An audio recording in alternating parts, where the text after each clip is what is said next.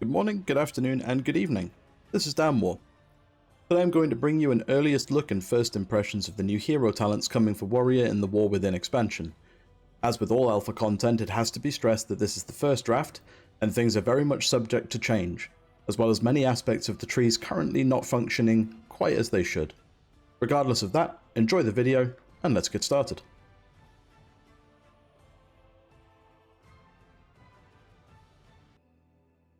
Slayer was an interesting concept at first glance. Initially packaged as a hero spec for Execute enjoyers, it was the inclusion of Bladestorm that caught many people off guard, as well as causing excitement for the potential of Bladestorm being reintroduced to Fury. There are several issues with the hero talent tree as it stands, outside of the various bugs. First off, the increased sudden death proc rate is rather low and barely noticeable. On its own, this isn't a truly negative thing, however the marked for execution stacks do ramp up quite quickly. This can lead to a frustrating situation of staring down 3 marked stacks, simply waiting for a sudden death proc to be able to consume them. For arms, marked for execution will stack on any target hit by an AoE ability. This includes the likes of Whirlwind, Cleave, Thunderclap and Warbreaker, but doesn't work with Dreadnought. Sweeped attacks can also add stacks of marked for execution, and sweeped executes can also consume those stacks. Fury is a bit harder to get an idea with, as it was quite severely bugged in this early alpha version. Meat Cleaver executes were consuming marked for execution stacks, but weren't offering any cooldown reduction to Bladestorm, nor applying any overwhelmed stacks. Lastly, a bigger problem I have with the Slayer hero spec is the talent Tunnel Vision. Much like Frenzy for Fury, we have another talent that punishes us for target swapping, meaning we can lose damage for performing a fight correctly, which has always been a ludicrous design choice. Ideally, this talent should be removed or entirely reworked. The alternative talent, Thrill of the Kill, is rather well designed and offers a bigger payoff to getting a sudden death proc, which does fit the theme of the hero spec very well.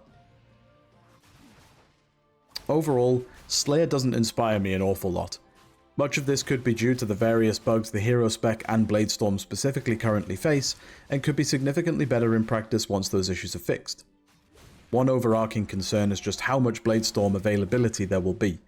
There's every possibility that Slayer enjoyers will spend more time channeling than Colossus players will. Whether that's enjoyable to you or not will be entirely subjective.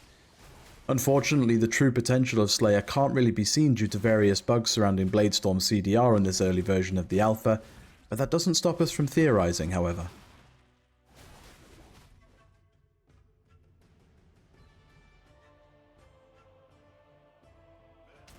Demolish is a monster, pure and simple.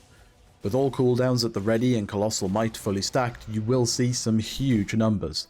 Potentially some of the highest across any class or spec in the entire game. Congratulations. However, this doesn't mean that Colossus is without its issues, but there certainly aren't as many as with Slayer.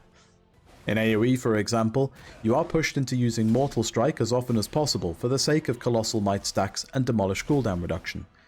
This completely goes against the flow of AoE combat for arms and feels quite awkward as a result. An easy fix would be allowing Cleave to add Colossal Might stacks when it hits 3 or more targets. Alternatively, Cleave could just replace Mortal Strike entirely, an idea that many Warrior players and theory crafters alike have echoed for the entirety of Dragonflight.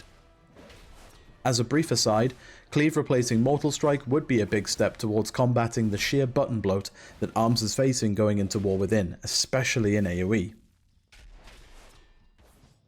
Another issue comes with the way Demolish benefits from its CDR from the dominance of the Colossus hero talent. Since it takes time to reach 10 stacks of Colossal Might, it naturally ends up desyncing from Colossus Smash. Initial thoughts tell me that this isn't going to be that big of a deal thanks to Arterial Bleed and Tide of Battle, both offering extra damage per stack of Colossal Might. In my mind, Demolish will be so core to the rotation for Colossus Arms Warriors that lining it up with as many cooldowns as possible as often as possible will be absolutely key, but this remains to be seen. Colossus feels incredibly satisfying when the stars align and all of your cooldowns line up for that one monstrous Demolish cast. The moments in between do feel slightly tedious while you wait for that next big dopamine hit, but ultimately it is worthwhile. And yes, the route during the cast of Demolish is still there, and no, the cast is not hasted, but at 2 seconds the route is hardly noticeable. It's unlikely to require any significant pre-planning to use, and you do have a 10% damage reduction during the cast, so that'll help things a bit. Now, watch this.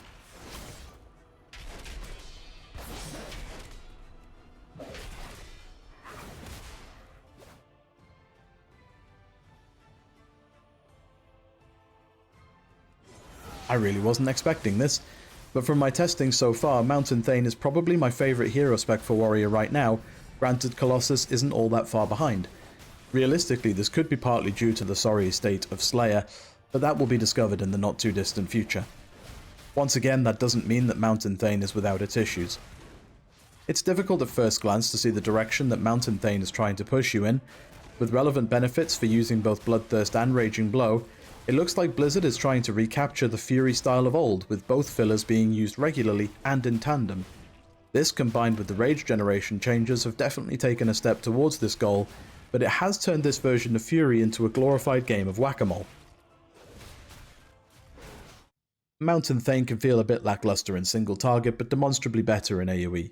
This is in part due to the Call of Thunder hero talent, offering a raw damage increase to Thunderclap, as well as giving all of the bonuses from talents that affect Whirlwind. This includes Seismic Reverberation, which Thunderclap and Thunderblast make exceptional use of, since it uses 30% of the entire ability, compared to 30% of one strike of Whirlwind. This in turn makes Seismic Reverb around 30% stronger for Mountain Thane than for Slayer. With Thunderblast potentially being a core part of the rotation, this could lead to the possibility of needing to talent into improved Whirlwind and Meat Cleaver even in single target. It remains to be seen if the extra damage would be worth the hefty 2-point investment, but the possibility is definitely there. Mountain Thane, from a visual and audible level, is probably the most striking of the 3 hero specs. Quite the surprise considering that at initial release in the Blue Post some months ago, it looked the most uninspired to many players, myself included. The hero spec could use a little bit of help to feel better in single target, but that's quite a minor thing to be complaining about, especially at this early stage in the alpha cycle. That about covers it for my first impressions of the Warrior hero talents for War Within. As expected this early into alpha, there's some good and some bad. In general, I think the hero talent trees are in a pretty good spot for this early stage, with many of the deeper issues likely being attributed more to the class and spec trees or even general bugs, rather than the hero trees themselves. If anything has particularly stood out to you over the course of this video, let me know in the comments below. If you want to discuss any aspect of Warrior in War Within with me, you can do over at twitch.tv/Dan_war. You can also join my Discord and follow me on Twitter, all of which will be linked in the description below. Thank you for your time and attention today, and I'll see you again.